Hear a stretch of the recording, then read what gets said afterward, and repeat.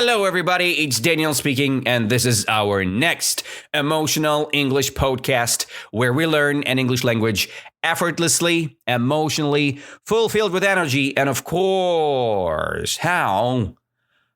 Positively, right? So today I'm opening another great topic. This is the reading of longer stories, right? We have different interesting English fairy tales, and I want to read them with you together. We're going to learn new words. We're going to be involved into American English fairy tales, and this is the classic American literature, right? Which you guys are gonna face with me, and that's gonna be very pleasant and good for our English learning. Today we have the mini story. It's called Bogey-Beast. If I'm not mistaken, that's the name. Bogey-Beast, right? Who is Bogey? Probably it's the person, right? The Bogey-Beast. It's the beast. Very strange and scary animal, and people call that thing a beast, like a monster. Okay, and that bogey means somebody very important, right? That Bogey-Beast. I have this mini story here, and this one is pretty big, so we're gonna cut it in 3 or 4 pieces, I guess, and to be more. Let's say, persistent, to be more, let's say, understandable. I'll do it, let's say, in 3 or 4 episodes, okay? So these 3 or 4 episodes, we're going to read this Bogey-Beast story, and we're going to discuss the new vocabulary inside, and we're going to learn some new stuff there. And we'll comment. We'll comment every single word, which is pretty interesting for us and our English learning process, okay? So let's begin. Actually, I'm back to Garachi Kluch. I'm ready to post more content, and let's do it then. So the first part, the Bogey-Beast. The Bogey-Beast is a delightful fairy tale about how luck is all relative. From English fairy tales retold by Flora Annie Steele. There is an illustrator here by Arthur Rackham. And this story is featured in children's stories. Okay, that's understandable. It's a children's story, The Bogey-Beast. Let's begin. As always, I will read paragraphs, right? After each paragraph, I will make a little pause, and then we're going to discuss. There are a lot of new words here, and you will love it for sure. So there was once a woman who was very, very cheerful, though she had little to make her so, for she was old and poor and lonely. She lived in a little bit of cottage and earned a scant living by running errands for her neighbors, getting a bite here, a sup there, as a reward for her services. So she made shift to get on, and always looked as spry and cheery as if she had not a want in the world. So this is the first paragraph for us. It's pretty interesting, right? Pretty intense. A lot of new words here, right? We'll start sentence by sentence now. There was once a woman who was very, very cheerful, though she had little to make her so. So this part is pretty understandable. The description of the woman. The woman who was very, very cheerful. It means happy, optimistic, cheerful, all right? So she had little to make her so. Okay, there is only a little part, right? Though she had little to make her so. Not many things in her life was pretty funny and optimistic, all right? She was probably not that happy, but she was happy inside. Probably her soul was fulfilled with positive emotions. And maybe it was not about the material world, but it was about this, let's say, holy world, right, inside of her. So for she was old, right? She was pretty old and poor and lonely, right? So classically, the combination of qualities, old, poor, and lonely, right? It's a material world, right? Materialistic area. And I guess inside, she was cheerful anyway, very cheerful. And this is very important. So she lived in a little bit of cottage. What is a cottage, guys? Cottage, it's a small, simple house. And typically you have one of them near a lake or a beach or somewhere outside of your big city, right? So it's a cottage. And that lady earned a scant living by running errands. What does it mean, scant living? It means that it's very barely sufficient, okay? Barely adequate. It means unadequate, right? So it's insufficient living. So she was making some money, but that money was not that big, okay? And scant living means not enough. So barely sufficient, barely adequate, barely enough for living. And how she was earning a scant living? By running errands, of course. And what does it mean when you run errands? So it's like little deals, right? To deliver or collect something. And you do little deals for your neighbors, right? So she had her neighbors and they gave her a lot of deals, errands, right? So getting a bite here, a sup there as a reward for her services.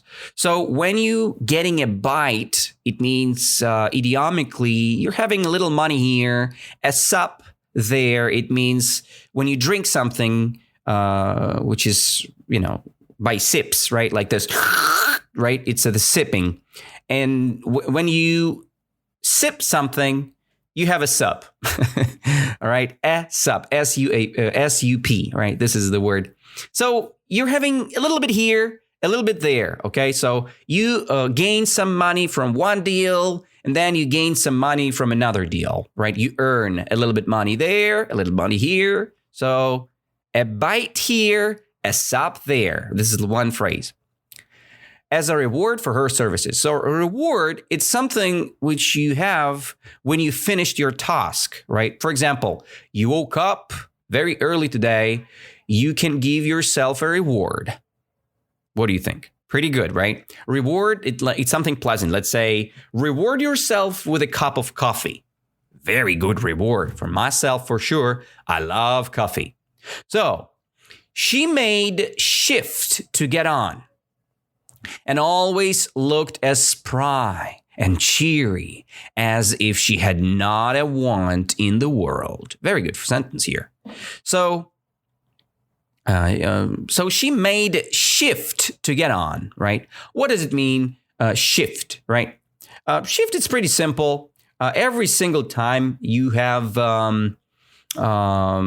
let's say, the process of moving, right? When you go from one place to another, it's your shift. When you work hard at work, it's your shift, right? So because you're moving there, you're going from one place to another. So she made shift to get on and always looked as spry and cheery as she had not a want in the world. It means that she was pretty optimistic, right? Spry means very active.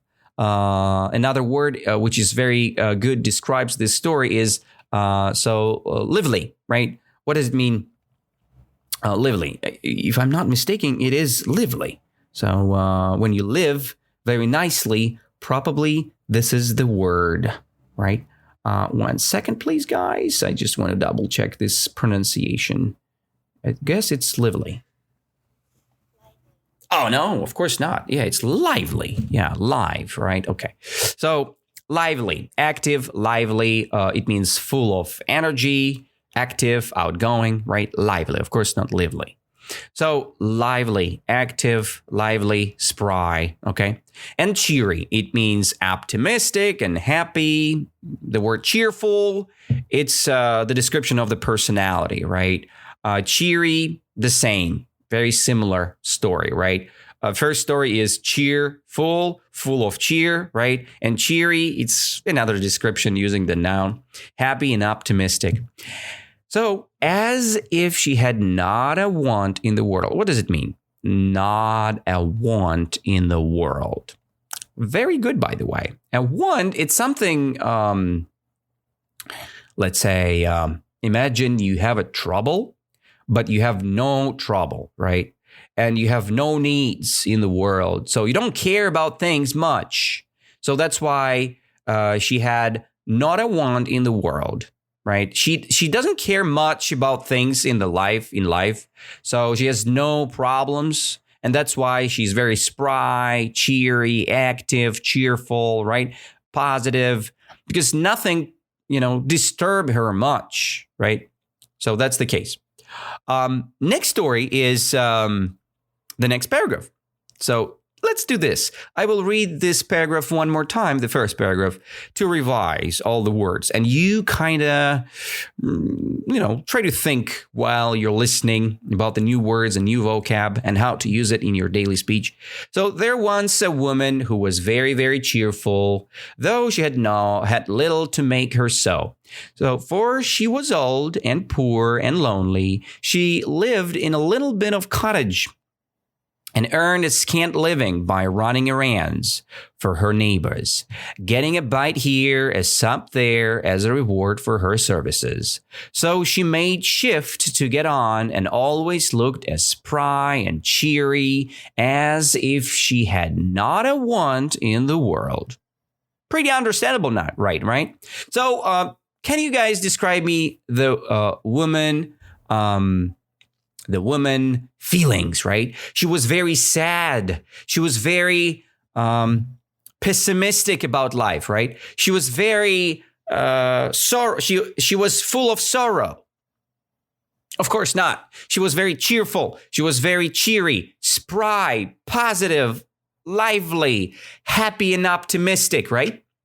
So where did she live? She lived in a big apartment? She lived in a house or a cottage? Yes, she lived in a cottage, a small, simple house, right? Near a lake or beach, something like that.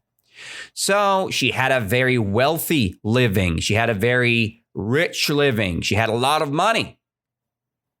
No. She earned a scant living, right? It means sufficient or insufficient.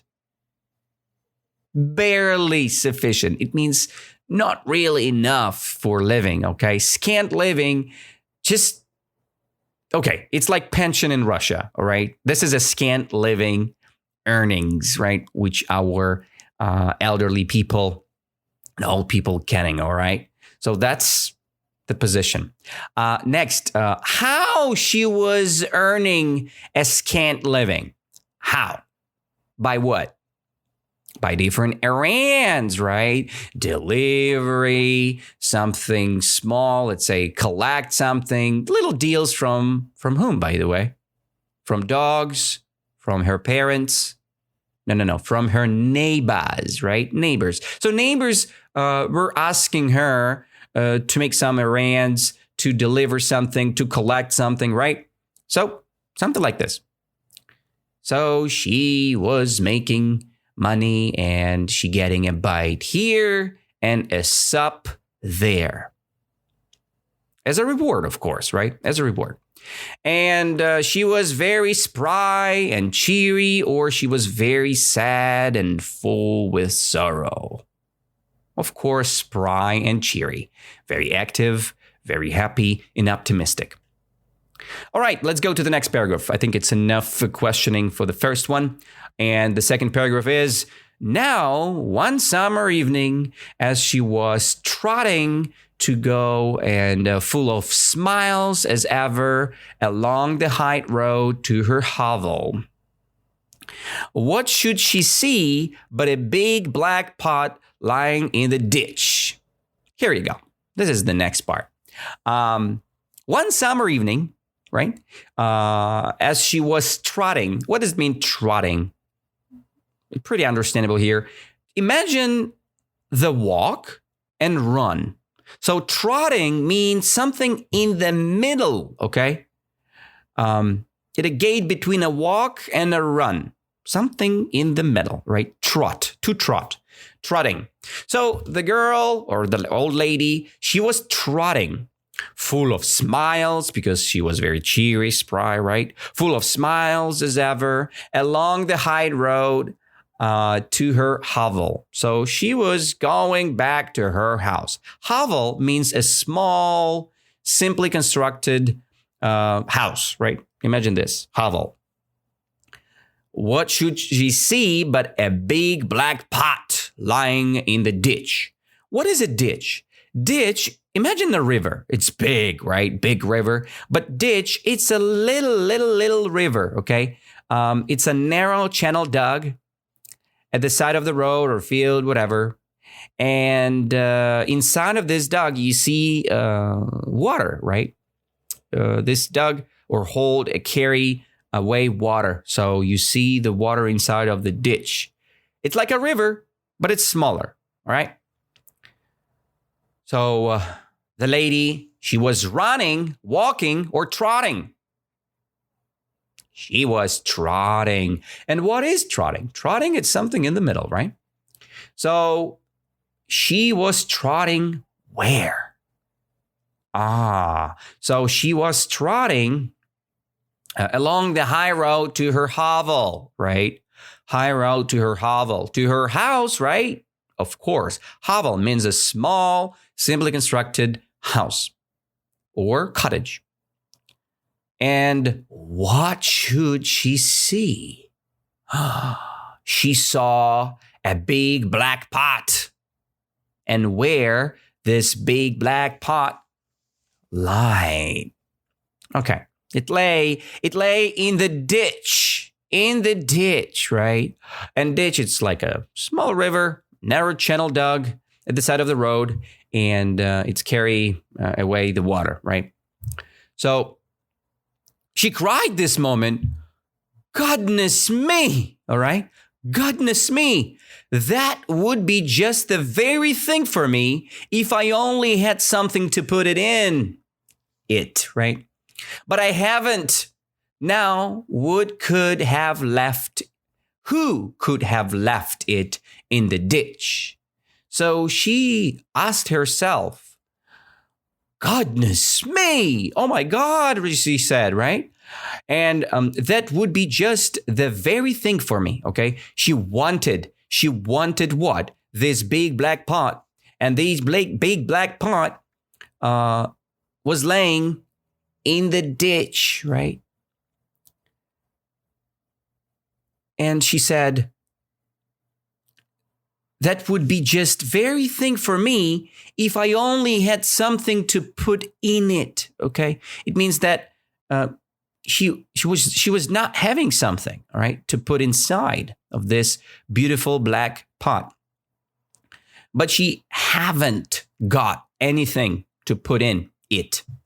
So now who could have left it in the ditch? So she is asked herself, who left this black pot near the ditch, okay?